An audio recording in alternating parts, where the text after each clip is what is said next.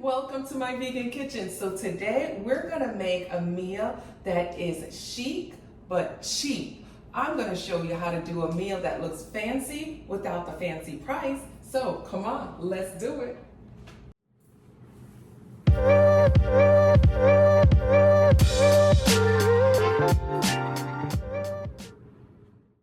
So the first thing we're gonna do is get my big cast iron skillet out. We're gonna turn the heat on medium and we're just gonna let the pan warm up. Then we're gonna go over here. So over here, really cheap ingredients, guys, really easy to do. I started to cut everything up just so you guys wouldn't have to watch me chop everything, but we're gonna do an onion. So I have some mushrooms. Come on and let me show the people what they want to see. Let's look at the ingredients. We have some mushrooms, and basically we just have cheap store-bought mushrooms. These are white mushrooms. You could get baby Bella mushrooms if you need to also. The mushrooms, I get this question a lot, so I keep repeating how to store your mushrooms. When you get your mushrooms home from the store, different mushrooms have different techniques. Like the oyster mushrooms, you have to run them underwater a little bit, but with mushrooms like these, you're just gonna take a wet paper towel and you're gonna wipe them clean. Once you wipe them clean, store them in the refrigerator in a little container with paper towel. I just kind of tuck my paper towel over the mushrooms. That will hold them in the refrigerator for like 2 weeks, sometimes 2.5 weeks. They'll stay fresh. All right, so we got our mushrooms chopped up. And I'll have all the ingredients listed below, so don't worry, I will have the ingredients. Just kind of follow me right now. This is probably about 8 to 10 mushrooms that I have sliced, and I just sliced the mushrooms thin, just like that. Okay, so I just sliced thin mushrooms. I took a yellow onion, and I'm gonna use a whole yellow onion. I first chopped these, and I was like, wait, that's not enough. So I'm just gonna cut the rest of the onion. And if you notice, I cut it in half down the middle. This way I get nice pieces, nice like long pieces like that. Because we are going to caramelize those mushrooms. So this is how I usually get my mushrooms to look like that. So I cut it halfway down. Oops, you hear how loud my knife is? And then I just slice them like that. So like I said, we are using a whole mushroom. A whole onion, not a mushroom. I hope I haven't been saying mushrooms through the whole thing. Y'all get me though, right? So we're using a whole onion. All right, so as my pan warms up, and you notice I have these, I love these. These are from IKEA. They slip right under the cutting board, so when I'm ready, I could just slip it right out and just head on over to the pot. Guys, so let's take our mushrooms and head over to the skillet that is heating up. Now, in my skillet, I'm gonna add some butter. I'm also gonna add a little bit of oil. So we're just gonna do just a little bit of oil just to moisten up the pot a little bit. Come in so that people can see. While that's moistening up, I will have the measurements, like I said, for everything else listed in the description box. All right, so I put some butter in my pan. Let me get a spoon so I can move that around. All right, my butter in my pan. Let it melt just a little bit. All right, so while that melts, we're gonna dump in the onions. And we're gonna allow those onions to really cook down. So let me turn this flame back up to about a medium, get this all heated up. And we're just gonna leave those onions. I hope I'm not saying mushrooms. I feel like I keep saying mushrooms, but we're gonna let these onions cook a little bit. We're gonna let them brown down and become more caramelized. All right, so I'm gonna allow those mushrooms to become translucent. I know I said caramelized. I don't know where my head is today, but I meant to say translucent. So we're gonna let those onions get translucent. I'm gonna head over here because we're gonna do two things at once. We have some chickpeas in the can. Let me open up this can. So we're gonna do some air fried chickpeas, guys. So let me show you how I do my air fried chickpeas. It's such a simple process. I'm dumping off the water from the chickpeas, from the can. Some people do save that water because you can save it as a thickener for recipes, but I don't don't need that water, so I dumped it off. I'm gonna rinse these, come, so they can see. I'm gonna rinse my chickpeas, rinse off that canned water, and just kind of get a little bit of the water out. They don't have to be completely dry, okay? They're fine just like that. And we're gonna pour them in a bowl. Let's get the bowl over here so you guys can see in the light. And let me just grab my seasonings that I need for these chickpeas. All right, here we go, guys. We're gonna use some black pepper. All right, so you're gonna season up your chickpeas, kind of like, and I hate to use this term because y'all be coming for me in the comments. This is a vegan channel, guys, so even if I mention butter, chicken, whatever it is, just know there is a vegan substitute that I'm using. I'm not using the real thing, but you're gonna season this up almost like it's chicken, right? Just to give you the concept of what and how much season you should be using. I'm gonna add some paprika. This is a little bit of cayenne pepper. However spicy you like it, guys, that's how much cayenne pepper you're gonna add. Some onion powder and garlic powder. Ooh, I thought that was a pop top. All right, some garlic powder, and we're gonna add some nutritional yeast. I like to add nutritional yeast because it gives it flavor. It also gives it a nice outer crust on the outside. You don't have to use it though, so I know some people are wary about nutritional yeast. If you don't want to use it, you don't have to. For me, I like the crust that it gives. All right, so I'm seasoning this all up, adding some salt.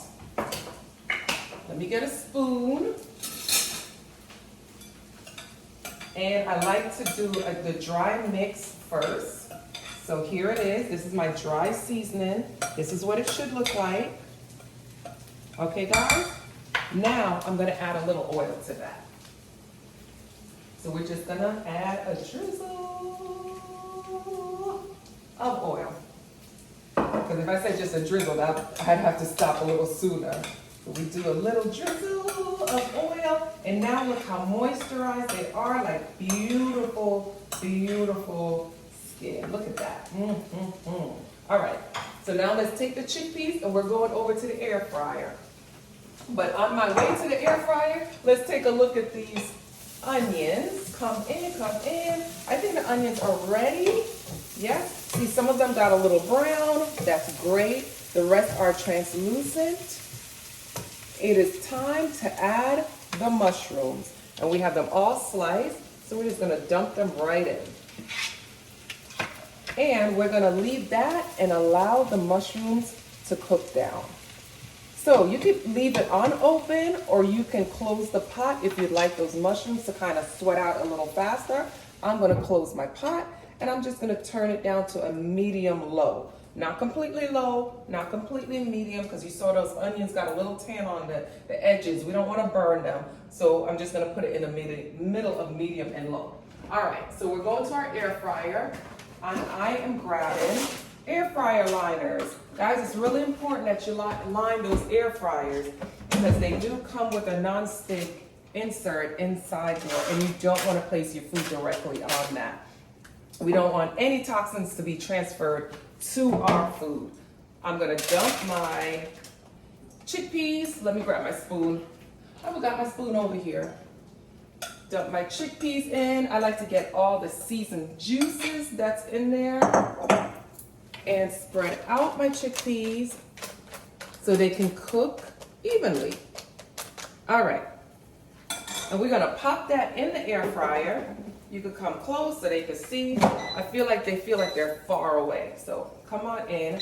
We're gonna place the air fryer on 400 degrees. Let's see how many minutes that this says. This usually says about 15 minutes.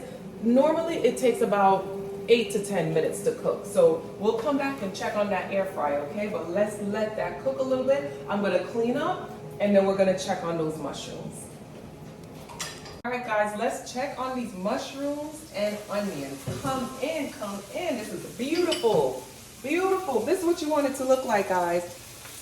So the onions are all nice and caramelized. The mushrooms are perfectly cooked. And that's what we want to see. All right, this is what we're gonna do now. We're gonna add the special sauce. This is caramelized balsamic vinegar. That's all it is, guys.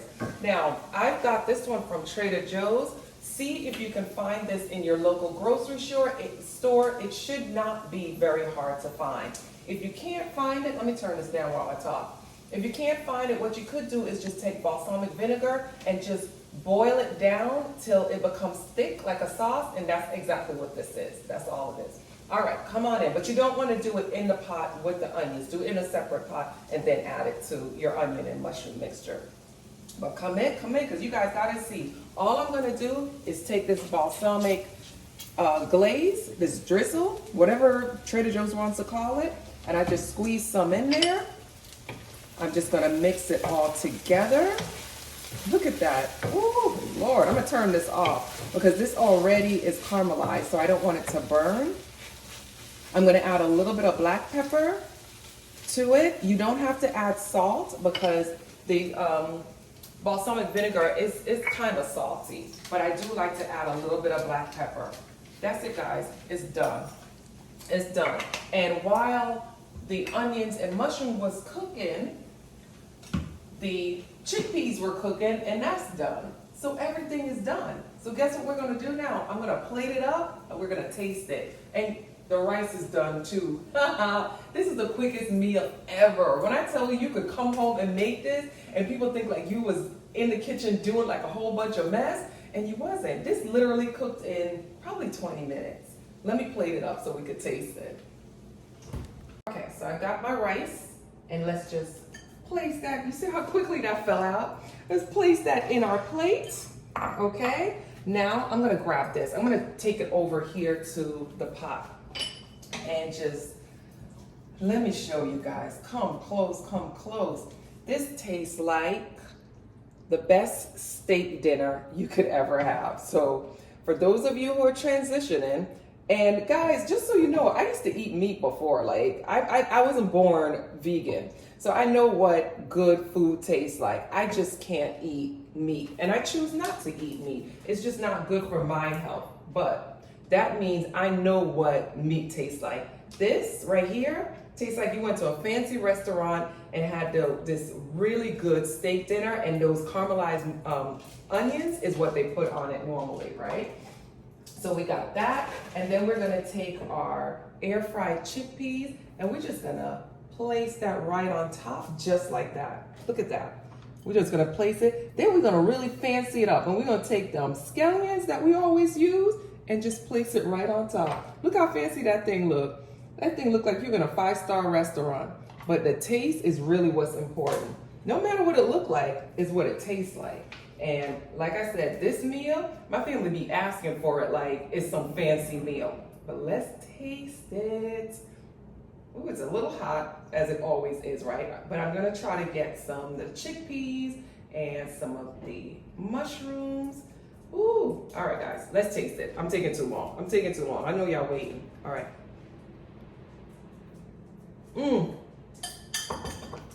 That right there, like I said, it tastes like a steak dinner. Now, I probably could have added a little bit of salt, so you don't taste it and see what it do for you. But other than that, perfect.